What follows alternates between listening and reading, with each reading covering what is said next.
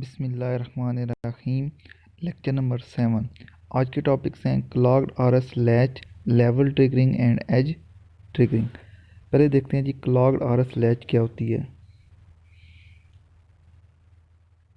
Last time हमने देखा था कि आरएस लैच उसके अंदर दो नैंड गेट थे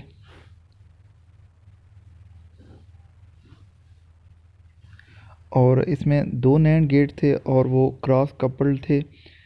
ऊपर वाले की आउटपुट निचले की इनपुट और निचले नैंड गेट की जो आउटपुट है ऊपर वाले की इनपुट बनी थी और एस और आर था। इसे हम कहते थे आर एस लैच। अब जब क्लॉग्ड हमने इस लैच के साथ शामिल करनी है तो हमें क्या करना पड़ेगा, हमें एक पेयर नैंड गेट का और शामिल करना पड़ा। ठीक है, तो ऊपर वाले की इनपुट एस होगी, निचले वाले की आर होगी और इन दोनों की जो आउटपुट्स हैं वो अगले जो नैंड गेट पहला पेयर है उसके साथ कनेक्टेड होगी एस और आर की जगह। दोनों नैंड गेट्स जो नए लगे हैं इनकी एक एक इनपुट कॉमन करके हमने इसको क्या कर दिया, क्लॉक इनपुट बना दिए। एक एक इनपुट कॉमन करके इसको हमने क्लॉक इनपुट का नाम दे दिया। अब ये जो लैच बन गई है इसे कहते हैं क्लॉक्ड आर एस लैच। आप देख सकते हैं ऊपर वाले की एक इनपुट एस, निचले की आर और दोनों जो नए नैंड गेट लगे इनकी एक एक इनपुट कॉमन करके हमने इसको क्लॉक का नाम दे दिया है। अब ये बन गया है क्लॉक्ड आर एस लैच। इसके साथ अब ये जो लैच बनी है ये एक्टिव हाई है। इसका मतलब ये हुआ कि जब एस 1 होगा आर 0 होगा तो ये सेट हो जाएगी, यानी कि क्यू की वैल्यू 1 आ जाएगी। और जब एस 0 होगा और आर 1 होगा तो ये रीसेट हो जाएगी, मतलब क्यू की वैल्यू 0 हो जाएगी। और अब क्योंकि इसमें क्लॉक शामिल है, जब क्लॉक इनेबल होगी यानी कि क्लॉक की वैल्यू जब 1 होगी तब ये लैच काम करेगी, अदरवाइज़ ये लैच काम नहीं करेगी। नहीं काम करने का मतलब है कि आउटपुट तब्दील नहीं होगी। अब इसका हम ट्रुथ टेबल देख लेते हैं। अब हमारे पास टोटल 3 इनपुट्स हो गई हैं, एस आर और क्लॉक। तो आप लेफ़्ट साइड पर इनपुट्स देख सकते हैं क्लॉक एस और आर, राइट साइड पर आउटपुट है क्यू और क्यू कम्प्लीमेंट। तो चूँकि अब 3 इनपुट्स हैं टोटल कम्बिनेशन बनेंगे 8। तो आर देख लें 0 1 0 1 8 दफ़ा ही हो गया। फिर एस है 2 दफ़ा 0 2 दफ़ा 1 2 दफ़ा 0 2 दफ़ा 1 और फिर क्लॉक 4 दफ़ा 0 और 4 दफ़ा 1। अब हम 1 बाय 1 देख लेते हैं कि ये क्लॉक आर एस लैच कैसे काम करती है। पहले जो 4 लाइंस हैं उसमें क्लॉक आपको 0 नज़र आ रही है और जब क्लॉक 0 होगी तो हमारी लैच काम नहीं करेगी। इसलिए पहले चारों जो ऑपरेशन हैं वो नो चेंज वाले हैं। ये 4 ऑपरेशन नो चेंज हो गए। अब हम आते हैं 5वीं लाइन पर। ये 5वीं लाइन है, इसमें देखें अब क्लॉक 1 है लेकिन एस और आर 0 0 है। चूँकि ये एक्टिव हाई है, जब एस और आर की वैल्यू 0 0 होगी तो भी नो चेंज होगा। उससे अगली लाइन में देखें, अब एस 0 है और आर 1 है। चूँकि एस 0 है इसलिए हमारा और आर 1 है, आर 1 की वजह से हमारा जो लैच है वो रीसेट हो जाएगी। इसलिए क्यू की वैल्यू 0 है और क्यू कम्प्लीमेंट की वैल्यू 1 है। सेकंड लास्ट लाइन देखें, क्लॉक 1 है और एस 1 आर 0। अब क्योंकि एस 1 हो गया है इसलिए हमारी लैच क्या हो जाएगी, सेट हो जाएगी क्यू 1 और क्यू कम्प्लीमेंट 0। लास्ट लाइन देखें, क्लॉक 1 एस और आर दोनों 1 है।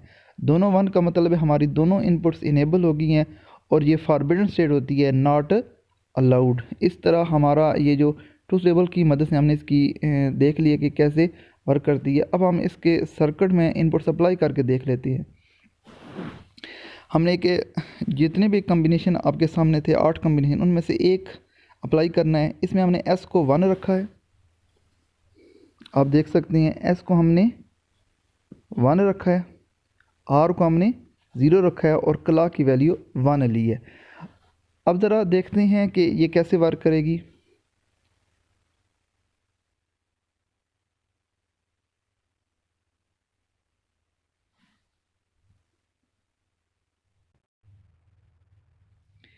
एस 1 है, आर 0 है और क्लॉक भी 1 है।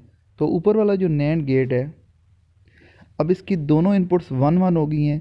तो नैंड गेट में जब दोनों इनपुट्स 1 1 होती हैं तो आउटपुट क्या हो जाती है, 0। तो इसके आउटपुट पर क्या आ गया, 0। अब निचले नैंड गेट को देखें, इसमें क्लॉक 1 है लेकिन आर 0 है। तो एक इनपुट 0 होने की वजह से नैंड गेट की आउटपुट क्या हो जाएगी, 1। अब ऊपर वाले नैंड गेट की तरफ आते हैं। इसमें अब चूँकि एक इनपुट ज़ीरो है तो नैंड गेट की जब एक इनपुट ज़ीरो तो आउटपुट क्या हो जाती है 1।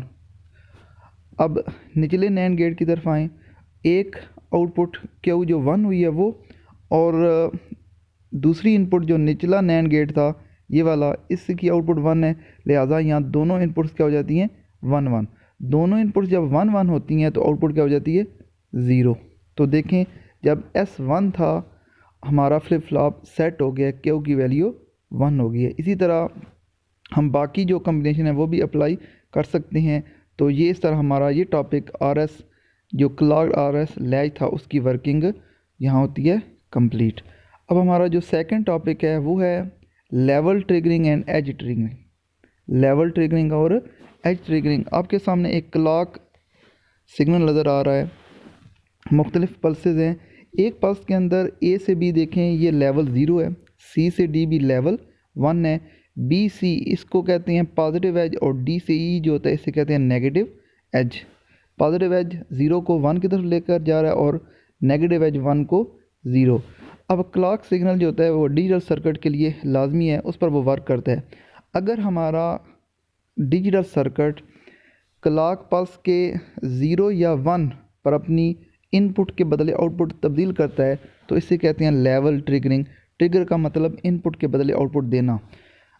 और अगर हमारा सर्किट B से C यानी कि पॉजिटिव एज या D से E नेगेटिव एज इन पोर्शन पर एक्टिवेट हो, इनपुट के बदले आउटपुट दे, तो फिर उसे कहते हैं एज ट्रिगरिंग। तो लेवल ट्रिगरिंग जो 0 और 1 पर काम करे, और एज ट्रिगरिंग वो होता है जो ट्रांजिशन पोर्शन हैं, चेंज वाले पोर्शन, 0 से जो 1 कर लेकर जा रहा है और 1 से 0, इन पोर्शन पर अगर इनपुट के बदले आउटपुट तब्दील हो तो उसे कहते हैं एज ट्रिगरिंग। इस तरह आज के हमारे दोनों टॉपिक्स कंप्लीट हो गए हैं। Thank you very much.